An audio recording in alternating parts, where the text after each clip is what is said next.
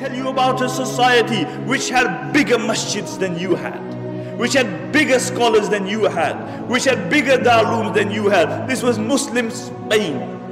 It had far bigger masjids than you had. Qurtuba, in the height of its flowering, had over 600 masjids. And recently, a couple of years, 19 of us from this masjid went to Qurtuba, where there were 600 masjids. We found one, and that was closed.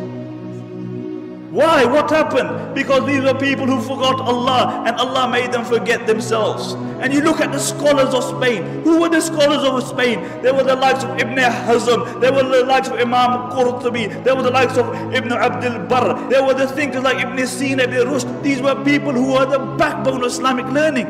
There were no greater scholars than these in the history of Islam. And Andalus, Spain, was built on the model of Medina. And as long as their focus remained on Medina, they flourished. But when their focus turned toward the dunya, then that same progressive society sank, because the Muslims were not created for the dunya. The Muslims were not created for the dunya. The Muslims were created for the hereafter. We are Abdullah. We are the slaves of Allah subhanahu wa ta'ala. And the highest status that we can reach is that we will remain the slaves of Allah subhanahu wa ta'ala. This very society, Spain, when their own people, their focus became the dunya, then every single person was concerned about himself. He was concerned about his own kursi. And the narrations mention that the rulers of Spain, what they would do, that the Muslims would actually make treaties with the Christians, and they would fight against their own Muslims. They would fight against their own Muslims. And really these were the Abu Righals of that time. And throughout history you will find Abu Righal. Do you know who Abu Righal was? Do you know who Abu Righal was? Abu Righal was a man who lived in Taif. And when Abraha, the Yemeni Christian governor, came to destroy the Kaaba, Abu Righal told him, look, I'll show you where the Kaaba is as long as you give me a few pounds. So Abraha agreed. When Abu Righal reached the outskirts of Makkah, he died. And what the Arabs would do, they would pelt his grave with stones, because he was a man who was ready to sell his religion and his people for $1 and a dime. And until today, the Arabs say, if they see a person of a deceptive nature, they say, "Who Abu Righal? He's Abu Righal." And these were the Abu Righals of that time. And one place after the other fell in Muslim Spain. One place after the other, until there was only one place left, and that was Granada. And Granada fell 50 years after the rest of Spain.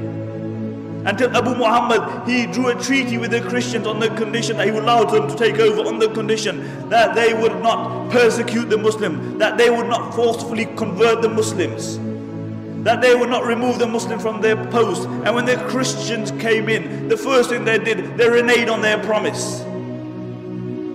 And when they entered the Alhambra Palace, have you seen the Alhambra Palace? Wallahi, when you look at the Alhambra Palace, the eyes marvel at the architecture and artistry. It is an amazing palace, and throughout the palace you will see one word, La Ghaliba illallah. That dominance is only for the sake of Allah. Dominance is only for the sake of Allah. Where are those people who wrote La Ghaliba illallah? Where are those people? See, La Ghaliba, the engraving remained on the walls, but the reality of it was removed from their hearts. And the reality is that the Alhambra Palace, to a great degree, encompasses the decline of the Muslim Ummah, whilst the mud hut in which Umar ibn Khattab radiallahu anh lived embodies the spirit of Islam. And really, when these Christians, they walked into the Alhambra, they found the highest place that they could find, and they erected a crucifix there. And when Abu Muhammad saw this, he began to cry. He began to cry, and his mother rebuked him. She said, "Why are you crying like a woman when you couldn't defend it like a man? Why are you crying like a woman when you couldn't defend it like a man?" And this is our state today, really. We whinge about everything. We blame everybody else besides ourselves. We blame the Christians, we blame the Jews, we blame everybody else. But it's one person we don't blame, it's us. We even blame time. The zamana yesa.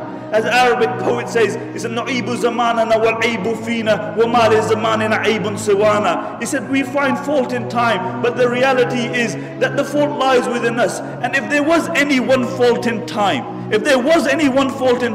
it is that it has to carry the likes of me and you. That's the only fault with time.